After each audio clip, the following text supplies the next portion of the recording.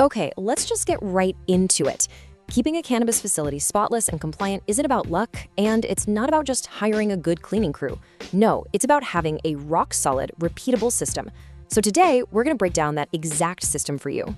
And let's be super clear about the stakes right from the get-go. In the eyes of an inspector, if there's no paper trail for your cleaning, well, it just didn't happen, period. That one little sentence right there is the difference between passing an audit with flying colors and getting slammed with a costly violation.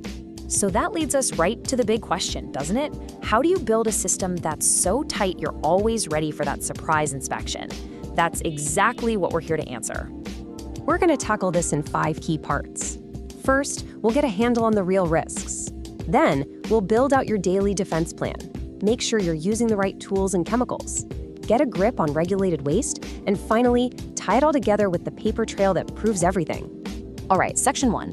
Let's connect the dots between just having a clean room and the massive risks your business is actually up against every single day. I want you to think about it like this. Your cleaning protocols aren't just a list of chores. They are literally an active, invisible wall.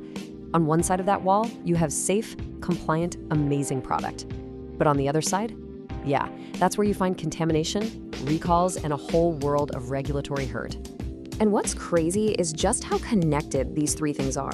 Think about it. A tiny slip-up in sanitation, that could introduce some mold, which totally tanks your product's shelf life. That same mold could make a consumer sick. And guess what that complaint leads to? Your entire license being on the line. It's a straight-up domino effect. Okay, so with those risks in mind, let's talk about how you build that wall, day in and day out. This is your daily defense system. These are the absolute non-negotiables that become the backbone of your whole operation. This really shows you the rhythm of a facility that's running like a well-oiled machine. The daily stuff, that's all about maintenance, wiping down surfaces, cleaning tools between different strains, taking out the trash. But the weekly tasks, that's your deep reset. We're talking breaking down equipment for a full scrub, defrosting freezers, and doing those deep sterilization soaks. One keeps things humming, the other brings everything back to a perfect baseline. And here's the absolute key takeaway. Sanitation is not something you do after work. It is the work. It has to be built right into your workflow.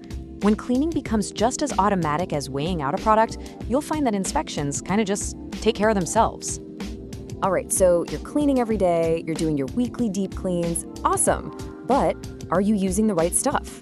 Because that matters a lot. This next part is all about having the right tools for the job.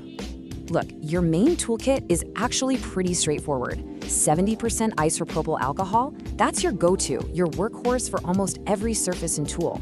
Why? Because it evaporates clean, no residue. Hydrogen peroxide, great for food prep areas, for infused products.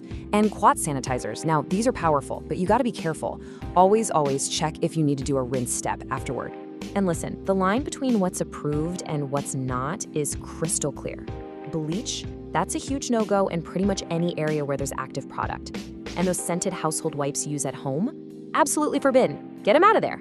They leave behind all sorts of stuff that can contaminate your product and even mess with the terpene profiles. Okay, disinfecting your tools, it's a super simple 3-step dance. I want you to remember this. Wash, sanitize, dry. First, you wash with soap and water to get all the visible gunk off. Then you sanitize with your approved agent like isopropyl alcohol. And finally, you let it air dry completely on a clean rack. That's it. Wash, sanitize, dry. And here's the bottom line for this whole section. A team member can scrub up like a surgeon, but if they grab a dirty scoop, the whole batch is at risk. It's all about the entire system. No weak links, no exceptions. All right, let's talk about trash. And I mean that literally. Because in a cannabis facility, some trash is just, well, trash. But some of it is a compliance nightmare waiting to happen. Nailing the difference is everything. This slide just lays it out perfectly, right? On the left, anything that contains THC. Leftover flour, expired edibles, oil residues, that's regulated waste. It has to be destroyed, weighed, and logged. On the right is your general waste. Gloves, paper towels, PPE, that stuff you can just bag up and toss. Confusing the two is a huge compliance error. So how do you actually do it? How do you render that waste unusable? It's really simple. First, you collect all your THC waste. Next, you mix it about 50-50 with something like coffee grounds or kitty litter until it's completely incorporated and unrecognizable. Finally, you weigh that final mixture and you log its destruction. That's the entire process. To make this foolproof on your floor, implement these pro tips. Use color-coded bins. Red for THC is a great standard. Post signs with pictures. Keep that regulated waste locked up. And most importantly, train everyone on this from day one. If you remember only one thing about waste, make it this. This simple rule can save you from massive headaches during an audit. It is the golden rule of cannabis waste disposal. We've reached the final and arguably most important piece of the puzzle. Because being clean isn't enough. You have to be able to prove it. This is your audit-proof paper trail. Your waste log is not a suggestion. It is a legal document. It has to have these key details: the date, the product and batch ID, the weight, the destruction method, and the employee who did it. Missing any of these fields makes the entry incomplete. And how long do you need to keep these records?